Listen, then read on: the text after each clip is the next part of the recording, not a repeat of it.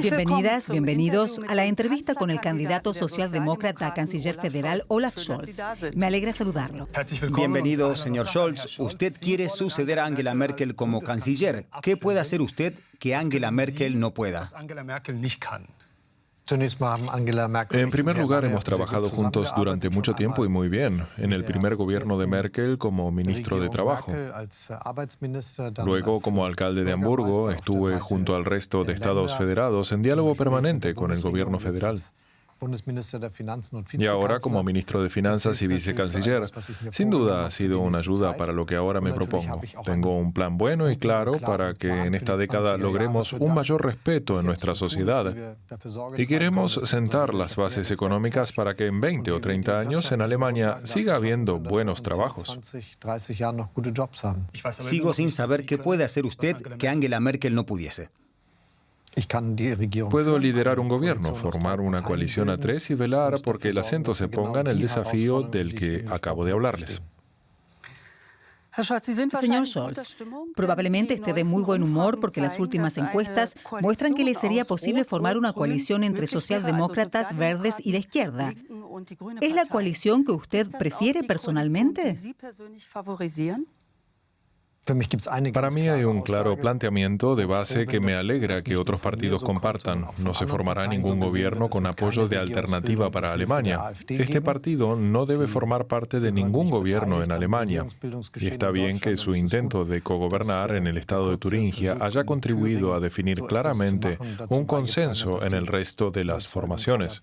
En segundo lugar, creo que tenemos que lograr que la CDU y la CSU se puedan recuperar en la oposición. Les falta visión de futuro. Pero también es cierto que los lobistas tienen demasiado control sobre estos partidos, algo pernicioso para nuestro país. ¿Solo aceptaría esta coalición si usted es el canciller? Quiero liderar el siguiente gobierno y por eso le pido a la ciudadanía un claro apoyo. ¿Aceptaría también ser vicecanciller en esa coalición? Ser canciller es de lo que aquí se trata. Y está bien que tengamos distintas opciones de formar gobierno. Lo importante es que los principios estén claros. Entre los míos están abogar por la responsabilidad de Alemania en el marco de la Alianza Transatlántica de la OTAN, hacer todo lo posible para lograr que Europa sea fuerte y soberana y contribuir como gran país que somos con la Unión Europea. También apoyo la solidez de la economía alemana con respecto a los presupuestos generales y que se garantice la existencia de un empleo de calidad y un correcto desarrollo de la economía. Nos encontramos en plena campaña. Usted afirma claramente que se puede llevar a cabo con cierta dureza, es decir, atacando a los rivales. Ayer usted anunció la retirada de un spot electoral de su partido. En él se achacaba a su rival que quien vote por ellos vota por el ultracatolicismo, lo que motivó reacciones. Y además fuertes críticas en las redes sociales. Algunos lo acusan de llevar a cabo una campaña injusta. ¿Se tiene que disculpar por ello? Estamos haciendo una campaña muy justa en la que naturalmente se discuten diferencias políticas. Por ejemplo, los conservadores proponen bajadas de impuestos para personas que ganan tanto y mucho más que yo, para empresas con enormes beneficios, 30.000 millones de euros. Por lo demás, se expresan de forma muy vaga, con lo que el mensaje es claro. Esto solo es posible después de haber salvado la economía y el empleo con un préstamo de unos 400.000 millones de euros para el próximo año. A cambio, quieren recortar el gasto social y no invertir en infraestructuras importantes para el futuro. Por eso digo claramente que constituye una diferencia política sobre la que también hay que hablar. Eso también vale para la cuestión de cómo asegurar el fundamento económico de Alemania, lo que solo será posible ampliando enormemente nuestra capacidad de producción energética, algo que rechazaron CDU y CSU. Si logramos tomar rápidamente las decisiones respectivas activas en el primer año del nuevo gobierno. Pero usted retirará el spot. Le preguntamos si es justo tachar al rival de ultracatólico. Se emitió una sola vez, por eso ahora hablan muchos sobre un spot que ni siquiera pudieron ver. Lo que está claro es que las preguntas que ahí se planteaban deben ser objeto de un debate político. Personalmente creo que una sociedad abierta, justa y liberal debería posibilitar una buena convivencia y que cualquiera pueda vivir de acuerdo a su modo de ser. También tengo claro que cualquiera puede profesar el credo que quiera. Es algo que como ciudadano crecido en este país siempre he defendido. No se trata de eso, lo saben todos. También usted. Aún así retiró el spot. ¿Cuál es su reacción a la crítica de quienes opinan que no era justo? Es algo que interesa a muchos, sobre todo en las redes. Lo importante es que esa cuestión no está basada en hechos. Lo repito, se emitió una sola vez. La decisión la tomó el jefe de campaña hace ya tiempo. Hablemos de justicia social, un tema muy importante para los socialdemócratas. La pandemia en la que aún nos encontramos tuvo consecuencias especialmente duras para muchas personas. Aquellos que ya tenían poco tienen ahora menos aún. Una dinámica de la que es muy difícil salir. Las más afectadas son las mujeres, como atestigua el informe actual sobre pobreza del gobierno federal, que hará como canciller por las mujeres para que se produzca un cambio. Es cierto que la pandemia ha sido dura, especialmente para quienes ganan poco. Por eso contribuimos a que se conservara la mayor cantidad de puestos de trabajo.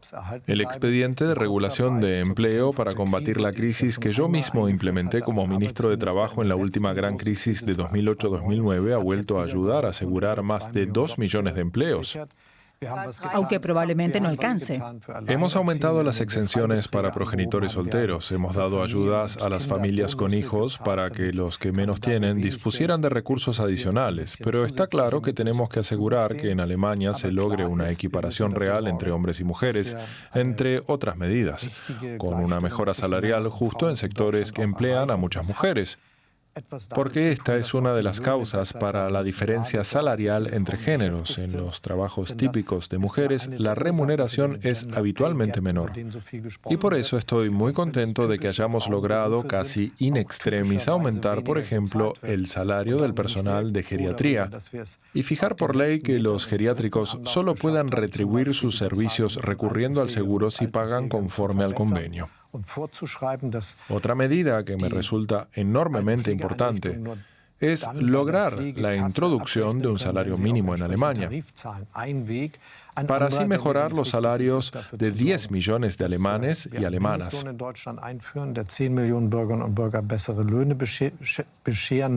Pero basta con eso. El riesgo de pobreza es real, especialmente para las mujeres. ¿Qué es lo primero que hará para proteger mejor a las mujeres y sacarlas de la pobreza en caso necesario? Ya mencioné 2 cosas, mejores salarios por los que habrá que luchar. No basta con discurrir sobre ello, sino que hay que implementarlo. He señalado una ley que ya logramos aprobar. También logramos la introducción del salario mínimo. Ahora queremos subirlo a 12 euros, lo que ayudará sobre todo a las mujeres. Y el segundo aspecto importante es avanzar en la ampliación del cuidado infantil y la jornada completa en el colegio. Para ello ya hemos puesto fondos a disposición y pienso seguir haciéndolo para que, como ya ocurre en otros estados federados de Alemania, tengamos una oferta educativa de jornada completa y gratuita en todo el país. Hasta ahora hablamos de Alemania, pero lógicamente la pandemia del coronavirus ha aumentado la desigualdad social en todo el mundo. Recibimos muchas preguntas al respecto de nuestros espectadores. Escuchemos una pregunta procedente de Estados Unidos.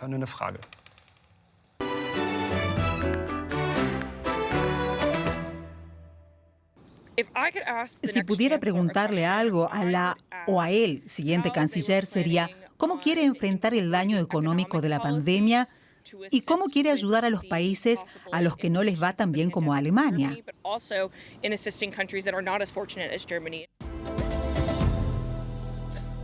¿Qué quiere hacer usted? En primer lugar, destinamos 400.000 millones de euros hasta finales del año que viene para combatir el daño económico de la pandemia en Alemania.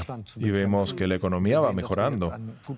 En sectores donde la situación es más complicada, como en espectáculos, cultura y hostelería, debemos seguir apoyando durante más tiempo para lograr su reactivación, sin olvidar a nadie.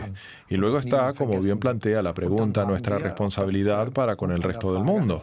Por ese motivo, me impliqué firmemente en el debate sobre la cuestión del alivio de la deuda, de moratorias con los implicados en el ámbito del G7 y G20, en sectores en los que es posible acordarlo. Alemania hizo su contribución, apoyando a las instituciones internacionales con miles de millones para que todo el mundo pueda adquirir vacunas. Un tema clave es el reparto de las vacunas. En Alemania, más de la mitad de la población ya recibió 2 dosis. En África, la situación es bien distinta. Apenas un 2% de la población ha recibido la segunda inyección y precisamente el personal sanitario no ha recibido ninguna. ¿Qué es lo que hará como canciller para que esta situación cambie? ¿Está dispuesto, por ejemplo, a renunciar a las patentes o enviar a gran escala vacunas a África? Primero, como he dicho, ya pusimos miles de millones a disposición de instituciones internacionales para que puedan apoyar a los países más pobres en la adquisición de vacunas. En segundo lugar, me alegra que Europa nunca impusiera una prohibición a la exportación de vacunas. Fue una decisión correcta, no adoptada por otros países. Tenemos que seguir asegurando que se exporten vacunas a todo el mundo y tenemos que ampliar las capacidades de producción de tal forma que se pueda abastecer al resto del mundo. Es algo por lo que debemos velar y seguiremos velando en el futuro.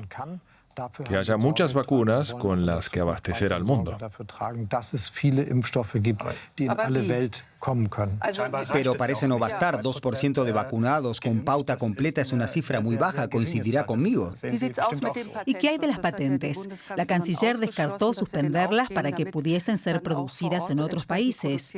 ¿Cuál es su posición al respecto? El aumento de la capacidad de producción de las nuevas vacunas es algo que tomará bastante tiempo, como ya pudimos constatar en Alemania. Hay acuerdos de cooperación para la construcción de centros de producción en África Meridional. Algo excelente, ya que es el camino correcto. Pero repito, me preocupa mucho que aunque hayamos puesto miles de millones a disposición y se espere que más países se sumen aportando fondos para adquirir vacunas y que la producción sea lo suficientemente amplia como para enviar vacunas a todo el mundo, el siguiente paso no esté tan bien organizado. Me refiero a que las vacunas lleguen a los lugares donde se necesitan. ¿Pero quién debería organizar eso? Debería ser responsabilidad de la comunidad internacional apoyar a los países en esta tarea. Y los gobiernos de esos países también tienen que poner de su parte para emplear estas opciones realmente. En cualquier caso, nosotros también somos responsables y no podemos ocuparnos solo de lo nuestro, sino también velar porque todos los habitantes del planeta puedan ser vacunados. ¿Se atrevería a afirmar que en los próximos 3 o 6 meses, si es elegido canciller, lo haría así? Diría que como ministro de Finanzas me ocupé junto con el resto del gobierno precisamente de eso. No es que no estemos dispuestos a aportar fondos. Ya lo hemos hecho y ahora debemos emplearlos. Tampoco se debe a una falta de organización para aumentar la capacidad de producción de modo que haya suficientes vacunas disponibles. Ahora es tarea de los responsables internacionales y de los países en cuestión organizar que las vacunas lleguen a la ciudadanía de esos países del sur del planeta. El consenso entre los expertos es que nuestro principal desafío no es el COVID, sino la crisis del clima. Contra el COVID se tomaron medidas y decisiones rápidamente. ¿Por qué no en el caso del clima? En la crisis climática, me refiero a la rapidez. En ese asunto se han tomado decisiones de muy gran alcance a lo largo de muchos años. Alemania, precisamente por iniciativa socialdemócrata, tiene una ley considerada ejemplar en todo el mundo sobre la ampliación de las renovables, además de haber desarrollado la tecnología necesaria para ello. Segundo, hemos aprobado una ley de protección climática de lo más ambiciosa para alcanzar la neutralidad de carbono para para 2045. Y tercero, estamos discutiendo a fondo cómo lograr aplicar esta huella cero al sector industrial. Mi posición al respecto es que debemos ampliar enormemente las capacidades de los productores de energía renovables, lo que CDU y CSU rechazaron en el último pleno parlamentario antes del verano. Debemos cambiar las leyes para acelerar la ampliación de las redes eléctricas y la producción de energía eólica en alta mar y solar en tierra. Déjeme darle un ejemplo con cifras claras. La industria química necesitará en 2050 tanta energía como hoy toda Alemania para tener una huella de carbono cero. De modo que ya en 2030 necesitaremos mucha más que hoy. Sin embargo, nuestro socio conservador en el gobierno estaba en contra hace apenas unos días. Ese es uno de los problemas. El otro es la falta de valentía de muchos responsables regionales. Si se quieren construir nuevos tendidos eléctricos y levantar aerogeneradores, hay que estar dispuesto a llevarlo a cabo. El hecho de que el primer ministro de Baden-Württemberg del Partido Ecologista apenas haya logrado 12 aerogeneradores durante el último año muestra la importancia de la voluntad necesaria para emprender este tipo de obras. Pero, señor Scholz, como canciller deberá atenerse a las reglas y alcanzar compromisos. ¿Cómo quiere adoptar medidas más radicales para proteger el clima? Más rápidamente, además. Los expertos que analizaron su programa afirman que no basta para lograrlo. Para los expertos con los que he desarrollado mi programa, firmes defensores del medio ambiente, este es el programa más ambicioso y más realista de los que se presentan. Lo suscribo. Ya durante el primer año de la próxima legislatura deberemos fijar por ley las nuevas capacidades de producción energética al alza, de manera que la ampliación pueda tener lugar y cambiar la legislación para que el permiso para un aerogenerador no se demore 6 años, sino 6 meses. Otro tema que interesa a nuestros espectadores es Afganistán. La situación allí es cada día más peligrosa. Los talibán han conquistado Kunduz y continúan avanzando. La población local tiene miedo. Y aún así, Alemania declara a Afganistán país seguro y continúa con sus deportaciones a ese territorio. ¿Le parece éticamente correcto en estos momentos? Alemania ha acogido a muchos refugiados en busca de protección, y parte de esa disposición para acoger es que aquellos que hayan cometido delitos graves en Alemania no puedan quedarse. De modo que en la situación actual, ¿usted deportaría a Afganistán a quien sea expulsado de Alemania? Si estamos hablando de la semana pasada, donde se intentó deportar a delincuentes, sí habría sido una decisión correcta en ese momento.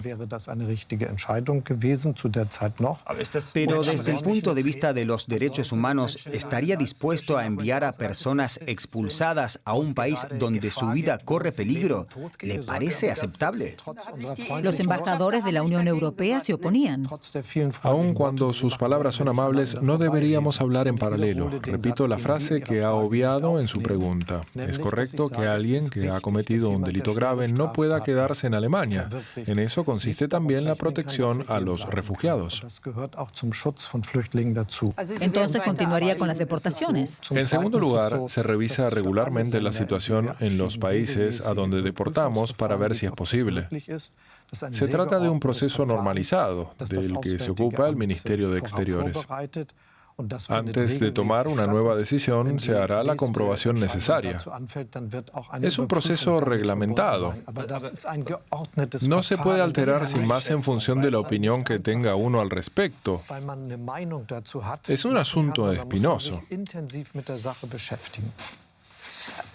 Los embajadores de la Unión Europea declararon que en estos momentos no se debe deportar. La situación en Afganistán es demasiado peligrosa. Sí que podemos discutir sobre su opinión al respecto. Sinceramente, se puede hacer política correctamente apelando al procedimiento existente al respecto, que no funciona a base de opiniones, sino comprobando la situación del país. Por cierto, con muchas informaciones enviadas desde allí. Ese procedimiento se realiza regularmente y vale también para Afganistán. Otro tema que interesa a nuestros espectadores es el de los refugiados. En el caso de Alemania, podría volver a suceder que vengan refugiados a este país. ¿Permitiría la entrada de, por ejemplo, refugiados afganos a Alemania? Está claramente regulado por ley a quién podemos acoger. Debe haber motivos suficientes para huir de un país. Así lo hemos hecho siempre. En el pasado, Alemania acogió a muchos refugiados. El pragmatismo humanista implica tanto la disposición a acoger como la posición clara de que solo podrán tener un futuro aquí quienes puedan demostrar que han huido y necesitan protección. Ese procedimiento debe seguir así para estar en condiciones de asumir nuestra responsabilidad. Me resulta importante aprovechar esta ocasión para decir con claridad que la responsabilidad hacia los refugiados va más allá de lo que solemos discutir en este país. No solo es una tarea de Alemania o toda Europa. No debemos obviar el hecho de que la mayoría de refugiados del planeta, y son decenas de millones, suelen encontrar protección en un país vecino. Por ejemplo, Turquía, donde la situación es dramática. Nuestros corresponsales nos informan sobre la huida de refugiados afganos realmente desesperados que cruzan la frontera iraní. Le pregunto, ¿permitiría la entrada de más refugiados afganos en Alemania? Seré claro en mi respuesta para entendernos. Yo creo que tenemos una responsabilidad también hacia aquellos refugiados que encontraron protección en otras partes del mundo. Tanto en la política alemana como en la europea falta ocuparnos de qué sucede cuando están en un país vecino, que aunque ofrece protección, no suele estar gobernado de la forma en que lo está Alemania. Por eso debe haber también mayores perspectivas de integración directamente en África, Asia o Sudamérica, y nosotros debemos corresponsabilizarnos. Esa es nuestra tarea y debemos desempeñar un papel aún mayor que el que tenemos hasta ahora. No podemos estar siempre pensando que los problemas solo son graves cuando alguien ya está llamando a nuestra puerta. Señor Scholz, otro asunto que preocupa mucho a nuestros espectadores es la cuestión rusa. ¿Qué opina de este tema? La sociedad civil rusa ha sido fuertemente diezmada y los opositores son perseguidos. Un espectador nos pregunta si estaría dispuesto a reunirse con Vladimir Putin y qué temas trataría con él.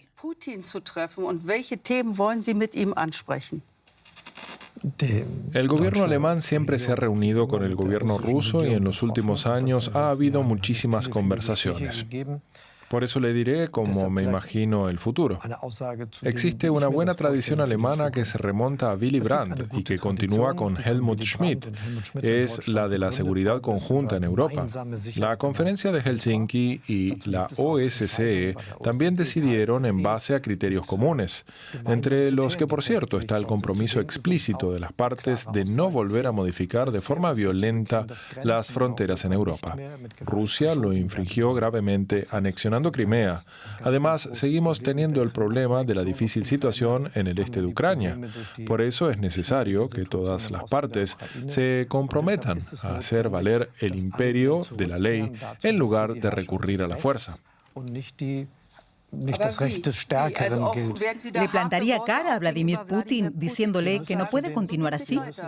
Debemos retornar a los principios de la OSCE, que son la base para el desarrollo futuro. Por eso es bueno que Alemania actúe conjuntamente con otras partes. Y me gustaría añadir lo siguiente. Necesitamos una nueva política sobre el este de Europa que refuerce las ideas del Acuerdo de Helsinki y la OSCE. Pero esta vez es tarea de la Unión Europea. Rusia y otros países deben aceptar que la integración europea se ampliará. No queremos regresar a las políticas de los siglos XVII, XVIII y XIX, donde las potencias, Rusia, Alemania, Francia e Inglaterra, hacían política bilateralmente. Ahora la organización de la seguridad en Europa pasa por el acuerdo entre la Unión Europea y Rusia.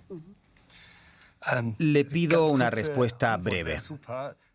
En la actualidad viven en Alemania más de 800.000 sirios que huyeron de su país. Muchos se preguntan si deberán regresar o si serán deportados mientras Bashar al-Assad continúe en el poder. ¿Qué les diría si fuese canciller? Muchos encontraron aquí protección y además también se han integrado correctamente. En mi opinión, no existe una situación en la actualidad en la que sería posible obligar a nadie a regresar allí. Pero también tengo que decir que nuestra principal tarea en este sentido continúa siendo el ocuparnos de que todos ellos participen en nuestra sociedad con una buena formación, un empleo formal y todo lo que esto supone. Nos quedamos sin tiempo. Al principio le preguntábamos, ¿qué puede hacer usted que Angela Merkel no pueda? Y al contrario, ¿hay algo que usted pueda aprender de la canciller saliente? Creo que siempre ha dominado el arte de sentarse y esperar antes de decidir. Sentarse y esperar. Eso sería. Muchas gracias. Se nos ha acabado el tiempo. Gracias. Muchas gracias.